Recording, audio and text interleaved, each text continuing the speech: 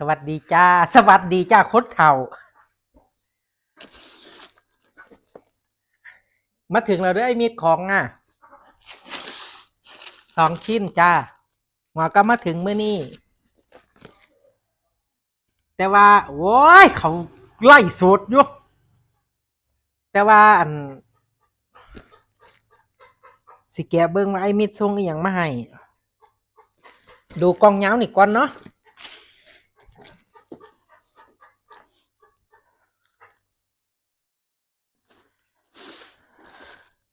สมจิตสังเงิน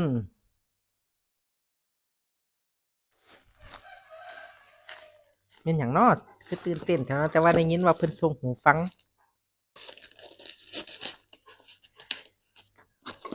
แม่นบ่หูฟังถึงไม้อีหยังเนาะ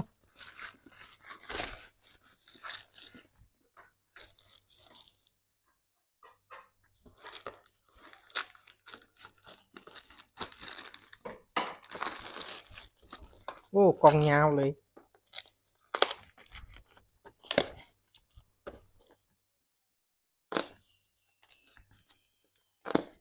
อ้าวก็เอาออกยากแค่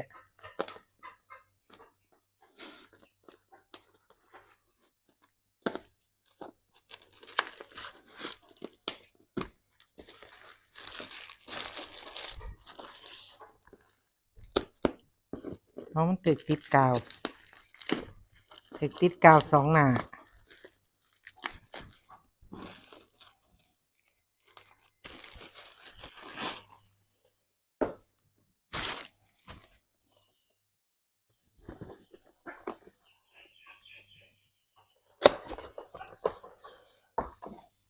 โอ้อันนี้เป็นไม้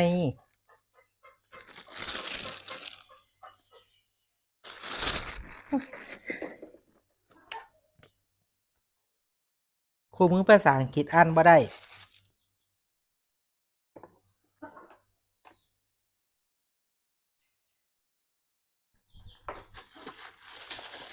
ไม้ครบชุดจ้ะมีขาตั้งมีสายมีป้องกันลมใส่เป็นบ่น้อบัดนี้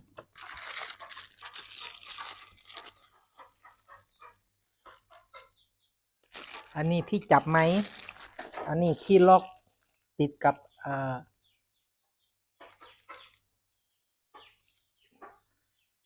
ใส่ขาตั้งส่วนตัวนี้ก็คือสายแปลงสายแปลง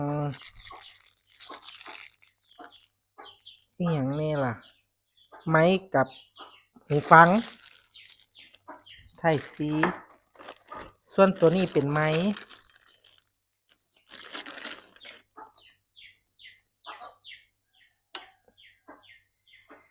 MB 800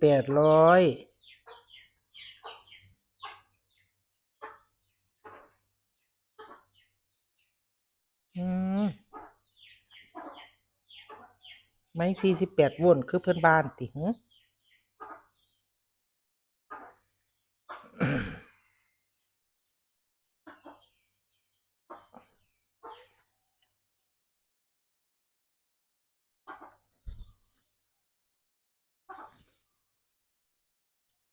ไอ้ไม้ใหญ่ดีแต่เต็มไม่เต็มมือ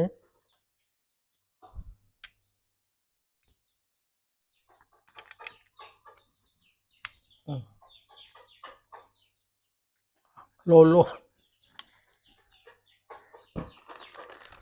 อันนี้เป็นชุดไม้เนาะเดี๋ยวเก็บไว้ก่อนมาเบิ่งกองต่อไปว่าแม่นอีหยังเฮ็ดคลิปสั้นๆได้จ้ะบ่อันลงรายละเอียดดอกแค่แกะให้เบิ่งว่าแต่ละกล่องแม่นอีหยังที่ไอ้มิตรส่งมาให้ซื่อๆเนาะส่วนการใช้อันนั้นเดี๋ยวสิไปลองเบิ่งเพราะว่าต้องไปทำความเข้าใจหลายเติบอยู่บ่มีประสบการณ์มาเบิ่งกล่องที่2จากไอ้มิตรสังเงินคือกันสมจิตสังเงินอันนี้เก็บไว้ตัวนี้ อ่า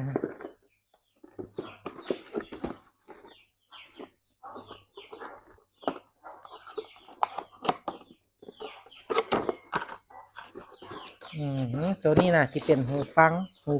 ค่ะ หูฟังแบบนี้ไหมในตัว อุ้ยถูกใจอันนี้จังเลยล่ะ อุ้ยสายยาวด้วย สายว้ากลัวกันนะสิประมาณ3 เมตร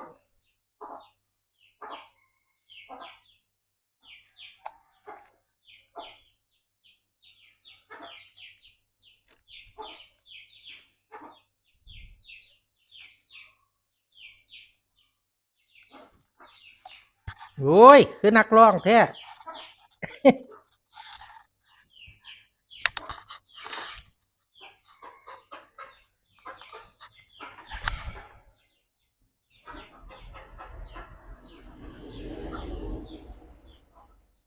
สายเขียวสายแดงนี่คืออย่างนอ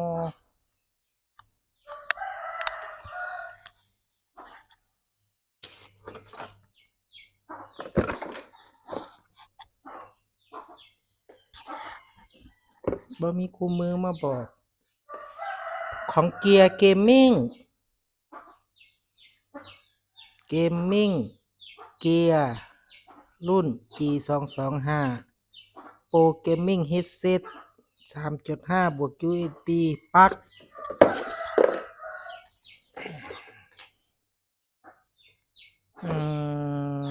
สีเขียวนี่ โอ้ สีเขียวเพิ่นมีอันเน้นไว้อยู่เพิ่นมีสติกเกอร์อยู่ สีเขียวนี่คือหูฟัง สีแดงนี่คือไมค์ส่วน USB นี่สำหรับเสียบเข้าคอมมั้งนี่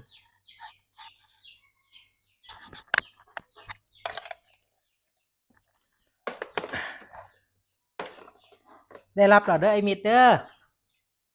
ขอบคุณหลายๆจ้าที่กรุณาน้องๆ โอ้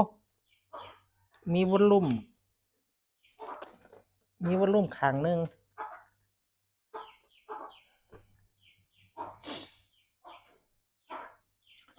เดี๋ยวแววสิลองประกอบใส่อุปกรณ์เบิ่งก่อนเนาะ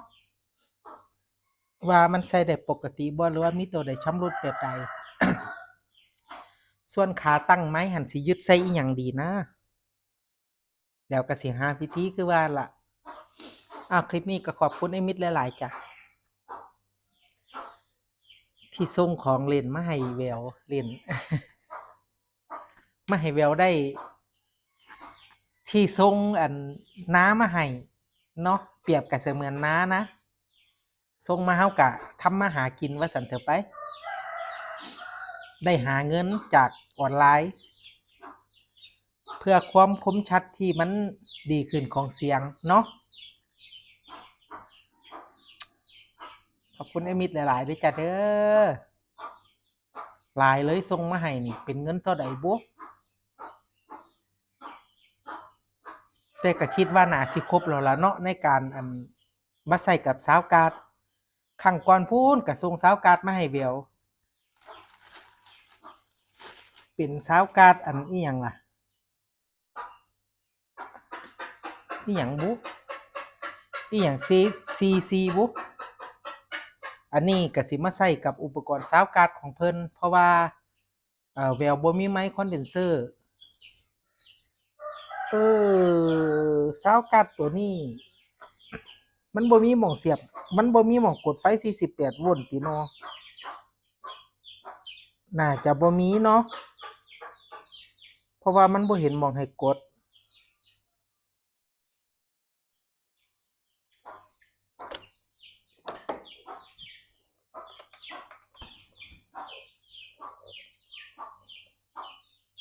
ไมค์ไดนามิกเครื่องดนตรี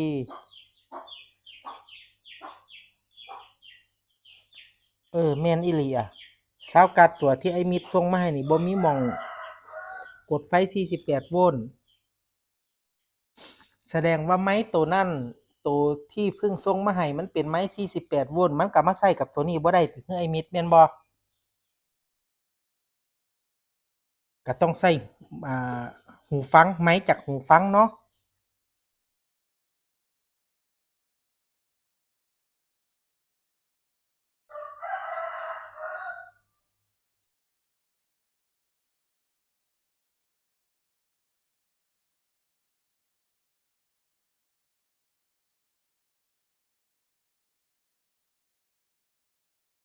อ้าวคลิปนี้เอาไว้ซ้ำนี่เราจะจัดเด้อขอบคุณไอ้มิตรหลายๆเดี๋ยวแววสิร้องใส่อุปกรณ์ทำความเข้าใจกับอุปกรณ์ก่อนเนาะ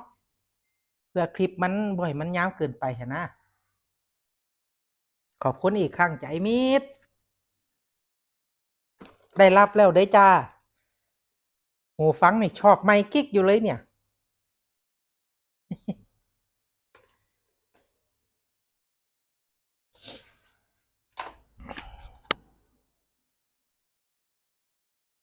ฝากกดไลค์กดติดตาม ให้แน่ด้วยจ้า บ๊ายบาย